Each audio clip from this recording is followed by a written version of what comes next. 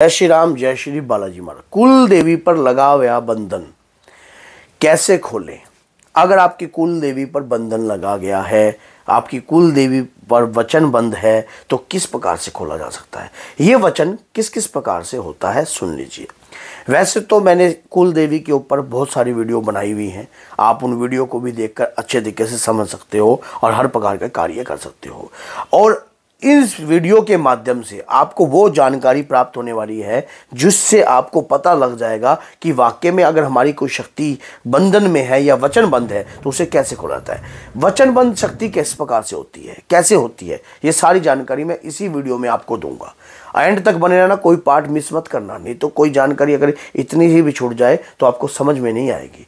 और वीडियो अगर अच्छी लगे तो लाइक करना और चैनल को सब्सक्राइब करना और बेल आइकन बटन को दबाना भी मत भूलना, ताकि आने वाली हर वीडियो की नोटिफिकेशन आपको प्राप्त हो जाए। देखिए, कोई भी शक्ति होती है वो एक व्यक्तिगत विशेष के लिए नहीं होती, जन के कल्याण के लिए होती है।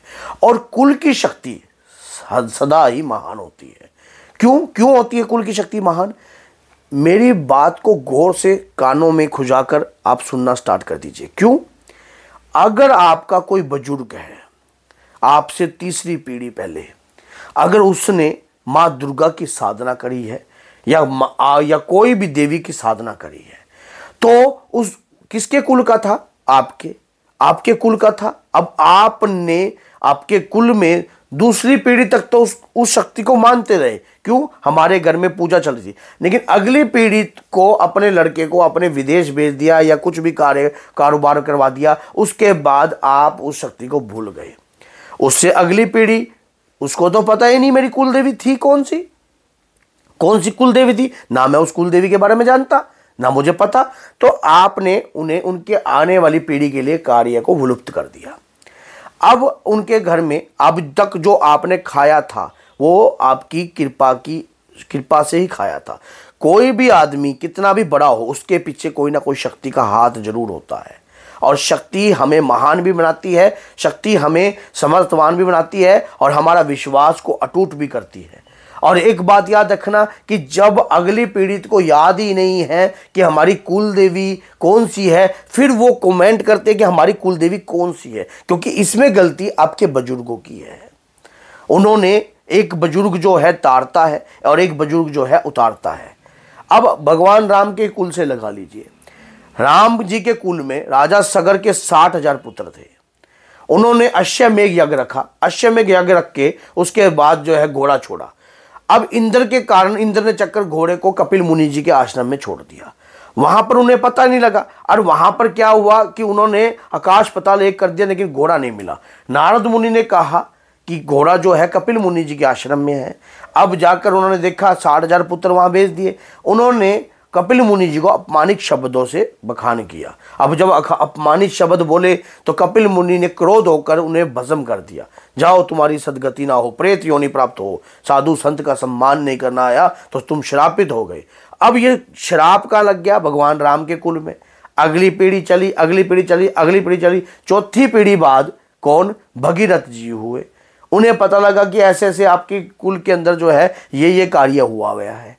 अब उन्होंने जब देखा कि कपिल मुनि जी से आशीर्वाद प्राप्त करने गए, क्षमा याचना करी, उन्होंने मार्गदर्शन बताया कि गंगा को धरती पर अवतरित करना पड़ेगा। अब गंगा जब धरती पर अवतरित हुई तब कुल की उन जो पितृ शक्ति थी उन्हें शुद्ध करवाया गया। इसी प्रकार से हमारी कुल की जो शक्ति होती है वो विशेष होती है। वो हमारे परिवार में उस शक्ति का आदर भाव। मान लीजिए एक व्यक्ति ने 60 साल माँ दुर्गा के चरणों में लगा दिए और 60 साल उसके व्यर्थ गए। क्या 60 साल उसके व्यर्थ चले गए? और कुल की शक्ति ही अगर उस शक्ति का सम्मान नहीं करेगी तो कौन सी शक्ति सम्मान करेगी? उसके बाद चाहे आप किसी को भी पूछ लो, कहीं भी चले जाओ, आपके घर से दरिद्रता खत्म नहीं होगी, संकट खत्म नहीं होगा। खोजने के बाद भी आपको कहानी समझ में नहीं आएगी। अब वचन बंध कैसी होती है? पहले तो मैंने ये कर दिया, आपने स्वयं अपने शक्ति को जो है बंधन में कर दिया। आपके घर में शक्ति स्वयं नहीं आई। क्यों? आपके बुजुर्गों ने उनका अपमान किया। एक बुजुर्ग ने साधना करके मान किया और एक बुजुर्ग ने अपमान किया, तो इससे शक्ति पर एक बंधन लग गया, जिसके कारण आपके घर के समस्त कार्य, अच्छे काम, मांगलिक काम बंद हो गए। अब आप कहीं जाते हो तो वहां पर कोई प्रेत बता देता है, कोई पिशाच बता देता है, कोई चुड़ैल बता देता है, कोई कुछ भी बोल देता है, लेकिन आपकी शक्ति के बारे में कोई नहीं बताता। क्यों? वहां तक उनकी रेंज भी नहीं पहुंचती होगी। अब कोई एक आधा बता भी देता है तो आप क्या कहते हो, क्या करना चाहिए? गहराई तक आपको आपकी शक्ति के बारे में पता नहीं लगा। तो मैंने चैनल पर वीडियो बना रखी है कि आपकी कुल की शक्ति को अपने कैसे जानना है, और वीडियो को देख लेना। बाबा के प्यारे चैनल पर भी है, माँ के प्यारे चैनल पर भी मैंने वीडियो बना रखी है। अब आपको एक तो ये हो गया, दूसरा क्या हो गया? दूसरा, आप किसी के पास जो है जाते हो और जाते हो वहां पर वो क्या करता है, अब इसी दौरान से क्या करता है कि कार्य आपके ऊपर तंत्र की प्रतिक्रिया कहीं भी कर देता है, लड़ाई झगड़े के कारण। अब उस ओजस सियाने को पता होता है कि इसके घर के अंदर कुल की शक्ति है और शक्ति जो है कार्य कर रही है। आपके घर में शक्ति पूजी नहीं जा रही थी, अब उन्होंने माई से वचन लेकर आपके घर के अंदर बंधन कर दिया, बंधन कर दिया। अब बंधन करने के बाद आपके घर में दुख स्टार्ट हो गए, प्रेत बढ़ने स्टार्ट हो गए, गलत कार्य होने स्टार्ट हो गए। किसी घर के अंदर जब माँ दुर्गा की साक्षात जगत जननी की ज्योति जलती थी, आदि शक्ति की ज्योति जलती थी, अब वहां पर लड़ाई झगड़े हो रहे हैं, अब वहां पर कार्य हो रहे हैं, और ऐसे कार्य हो रहे हैं जो आपकी समझ से बाहर है। लेकिन हुआ किसके कारण? आपके कारण, आपके बुजुर्गों के कारण। आपने भी कभी खोजने की कोशिश नहीं करी, कभी जानने की कोशिश नहीं करी। क्यों ऐसा होता है भाई? जिसके पेट में दर्द होता है ना, वही जाता है। और एक बात याद रखना, अगर आपको अभी तक कुछ भी प्राप्त है, आपकी पीढ़ी के द्वारा प्राप्त है। अगर आप अपने दम पर कुछ भी करते हो, अगर अगली पीढ़ी को संस्कार दोगे, तभी जाकर आपको वो ये जानेगा कि एक पिता की मानो अर्थी को कंधा देने से अश्वमेघ यज्ञ का फल मिलता है। तो जब तक उसको भी ये बात का नहीं पता होगा, क्यों हमें संस्कार देना ही नहीं आ रहे, समझ में नहीं आ रहा कि कैसे हमें अपने बच्चों को बनाना है, तो वो कैसे जान जाएगा? उसे वो कभी खोजेगा ही नहीं, क्योंकि आपने कभी उस चीज़ की आवश्यकता ही नहीं जताई, कभी सोचना ही नहीं चाहा कि कुल की शक्ति को जगाना भी चाहिए। अब ऐसे ही कुल के देवता का होता है, ऐसे ही कुल की देवी का होता है।